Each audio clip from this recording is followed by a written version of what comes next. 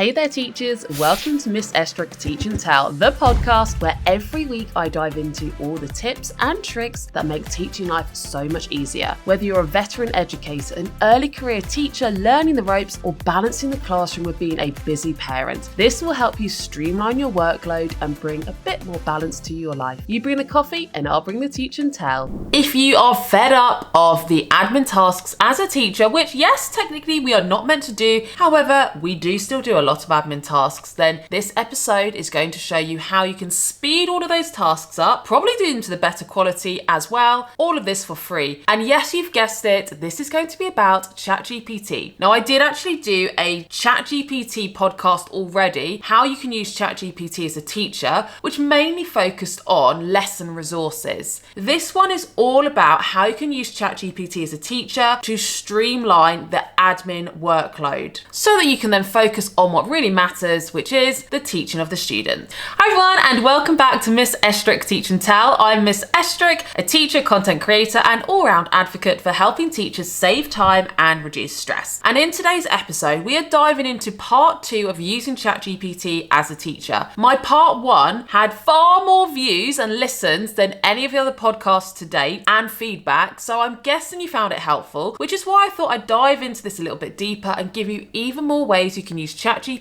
to streamline your workload. So we're going to be going through how you can use ChatGPT for emails, letters, reports, revision plans, and more. So all these kinds of tasks we have to do, they're time consuming, especially when you're juggling so many other responsibilities. But with a little help from ChatGPT, you can streamline these jobs, save time, reduce stress, and that's what I'm going to be talking you through. The prompts you can use, how to use it, and the best practice of these. And just to let you know, if you haven't already heard me talk about this, my free online CPD sessions are now live to sign up to. These are for any teacher, any subject, apart from some of them which are subject specific. But I'm running them in January, February, and March 2025. And the first one is Tuesday, the 21st of January, all about ChatGPT. So we'll be going through some of the ideas we've covered in these podcasts in more detail, but I'll be guiding you through doing it live in the lesson so that you can get hands-on practice of this. The next CPD session is all about streamlining your workload, so different strategies to streamline planning, marking, admin tasks. And then the final one that I have coming up is in March. That's going to be a subject specific one. It's for biology A-level, teaching AQA biology essays. So any of those that sound helpful, sign up. Let anyone else know in your school as well, because it is free. As many teachers as you want from one institution can come, so you may as well share to see if it's helpful for anyone else. Okay, quick coffee catch up. And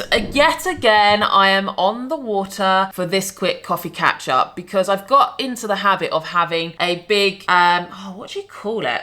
It's like a cafetiere, but an insulated one. So I guess that's what it is, an insulated cafetiere. But it holds enough for 3 cups of coffee. However, I'm alone by myself in the mornings, apart from my boys who I'm not giving coffee to. So I end up having 3 cups of coffee, and it is strong grind coffee. Grind, if you have heard me talk about it before, that's a subscription that I use. I'll link it below, because if you actually use my link, then you get some free coffee, and so do I. Win-win. But as I said, I'm on the water because I've already had 3 cups of coffee, and I'll be shaking if I have another one. But how has my week been? I have been trying to get a little bit more active this week. So I have been focusing on doing exercise classes on YouTube in the morning. I actually got a walking mat as well, which is basically like a little treadmill that you can walk on. So I can move my desk up. If you watch on YouTube, I move this desk up so it's a standing desk. Then underneath I put my walking mat to get my steps in, because I realised I've gone from being a classroom teacher for 15 years where you're on your feet most of the day and walking around lots, now working for myself at home, and I'm just sat on my arse all day. And I realised if I don't actually start moving a bit more, then my health is going to deteriorate very rapidly. So I've been having a bit of a health kick or fitness kick this week. Let me know how your week is going, how your kickstart to January is going as well. Let's jump into the real content then, which is using ChatGPT to streamline your workload. And we are starting with emails. Have you ever found yourself looking at an email and thinking, I know exactly what I want to say, but first of all, I can't find a way to say it in good English, or I can't find a way to say this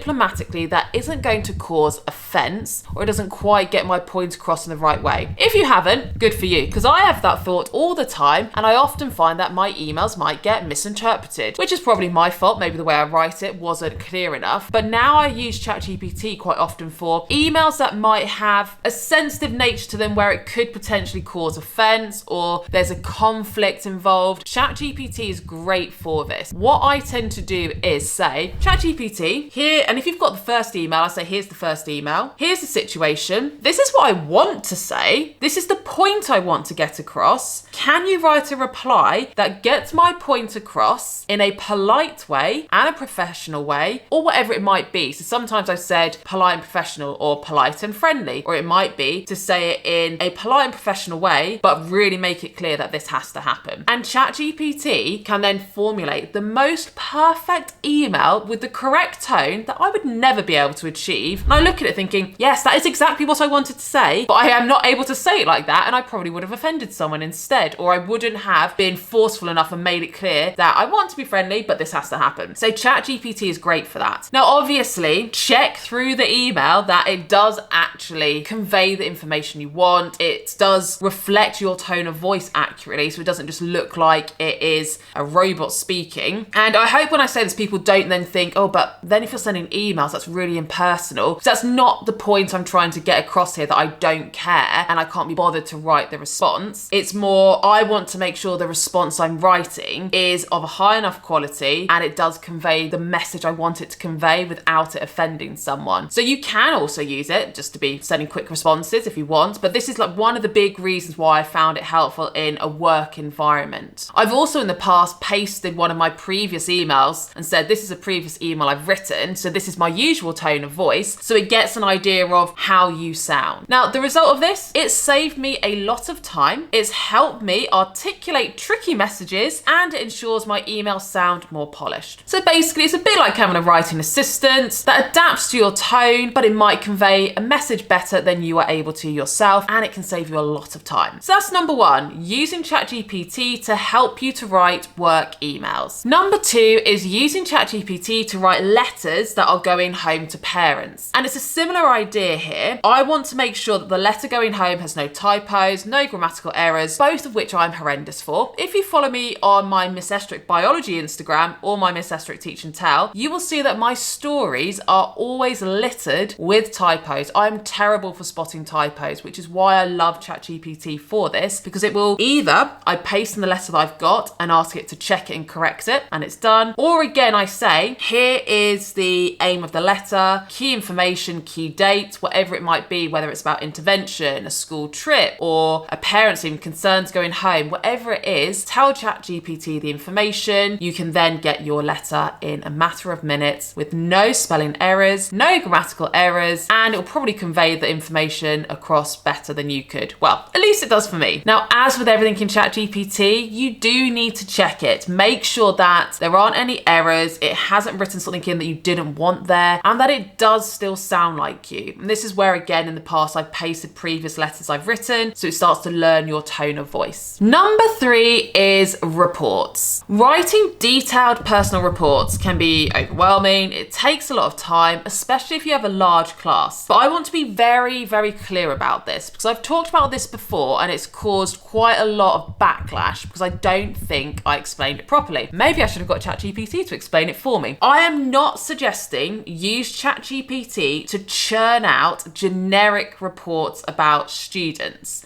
What I'm suggesting is use ChatGPT to help you to write a personalized, specific report in a quicker way with no spelling mistakes or grammatical errors. But it is still personal, it is still meaningful, and it is still showing that you do know the student. So here's how I would recommend you do it. Tell ChatGPT the key information about your students. So things like scores they've got in particular tests, what are their strengths, what are their achievements, what are their areas for improvements, any recommendations for them to improve, or anything in particular that you remember they've done that stood out that you think is noteworthy to put in the report. Then I add in details such as the report needs to be this length. So what is the word limit? If you have a specific structure you have to follow for your school, I'd also put in here are the guidelines, or here is the specific structure. And one of the key things as well is I paste in examples of previous reports I've written and say, these are previous reports I've written. This is my typical tone, my language. Please make sure it sounds like me as well.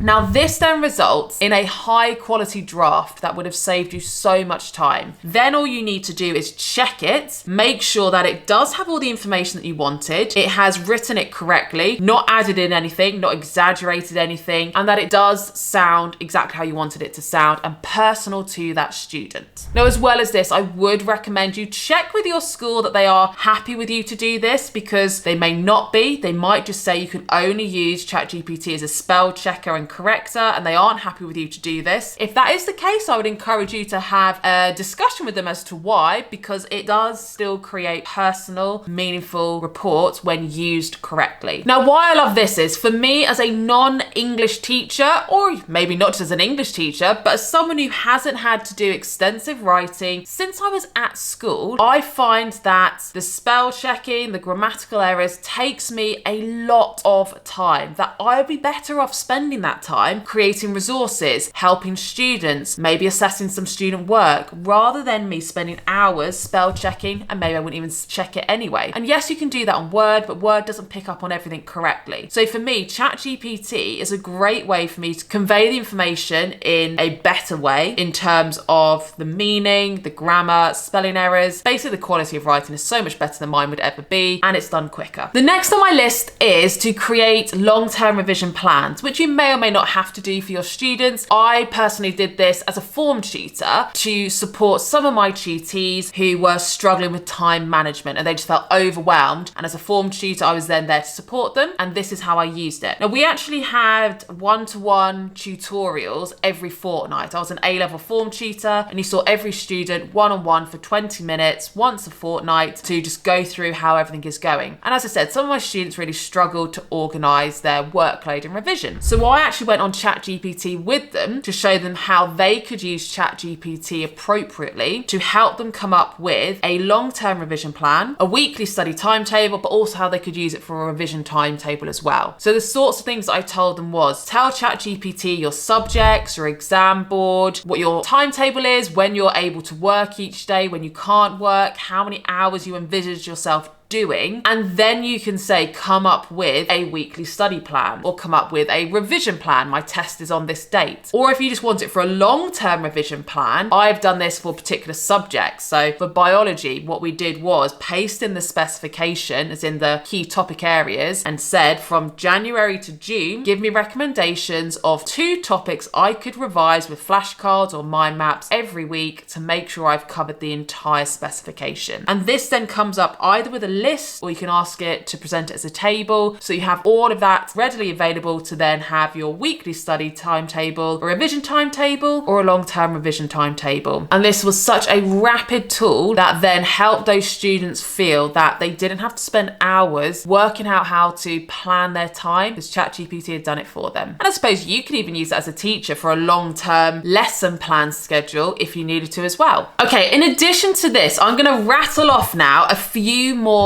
uses of ChatGPT. I won't go into them in as much detail, but just so you've got a whole range of ideas of what you could do. And if you do want more detail, then come along to my free CPD event. It's linked below to sign up, and then you can come to that hour CPD event or just get the recording. So number 1 on the extra uses for admin tasks is creating meeting agendas. So you can, if you are a head of department or you're running a meeting, you can just write a messy list into ChatGPT and say, I've got an hour-long meeting. I want to cover these points. Can you please come up with the meeting agenda, recommend what would be the most effective order for these items, come up with a heading and then a little bit of a description, and then it can create the agenda for you that you can then email out. Carrying on with that idea, it could be used to write up meeting minutes. So if you can, instead of having someone in the meeting write it all on paper who then has to type it up or take photos and upload it, you could see, is it possible that someone instead is able to type at the desktop or or on a laptop as you go, just a bullet point list, just jotting down the key points from your minutes. Not worrying about, does it look presentable? Does it make complete grammatical sense? Just literally noting down key information, dates, and then what you can do is paste all of that into ChatGPT and say, we've just had a meeting. Here are my rough meeting minutes. Can you now present this more formally? And if you have a guideline of how it has to be presented, give that to ChatGPT. It will create it for you, copy and paste that into Word, and there you have your meeting minutes. Next is drafting policies. So you could provide ChatGPT with your framework or key points, and ChatGPT can draft a clear and professional document, whether it's a marking policy, behavior policy, that sort of thing. Summarizing documents as well. So you could upload a long document that you might have that you think is just too long, people aren't going to read it. So you could say, here's the full document. ChatGPT, please can you summarize this into a brief overview, key bullet points, and then it's the final summary of actions to take. And then you could put that into an email and attach the longer document as well. Lastly, I've got is writing risk assessments. Whether this is as a teacher of a practical subject where you have to have risk assessments, or maybe you're going on a school trip or you're running a school event, tell ChatGPT the details of the event or the practical. You could even, if it is a practical, copy in the method, the equipment, and then just say, create a risk assessment, please. And there you'll have it. And you can ask it to be presented as a table, or you could ask for it to be presented as paragraphs, however you would like. So there we have it. There is my ChatGPT round 2, how you can use it to streamline your workload, this time focusing on the admin tasks. So my resource roundup this week is my free download of ChatGPT prompts to use as a teacher. So I'll link that below so you can just copy and paste those in and edit it however you might need to for your subject. And my quick win of the week is try using ChatGPT to draft your next tricky email. Give it all the key details, ask for a professional tone, and see just how good what it comes out with is and how much time it saves you. It is so easy to implement, and I promise it will make your week a little bit less stressful. And that's it for today's episode. I hope these ideas inspire you to use ChatGPT in new ways to reduce your admin workload. And if you have enjoyed this episode, please make sure you subscribe or follow and leave a review on Apple Podcasts or on YouTube, and share it with your teacher friends, because it helps me to reach a wider audience to help as many teachers as possible. But for now, that is it, and I'll see you next week. You bring the coffee and I'll bring the teaching towel. P.S. If you stayed to the end and you heard crunching, that is B. She does go to eat her food every single episode that I decide to film.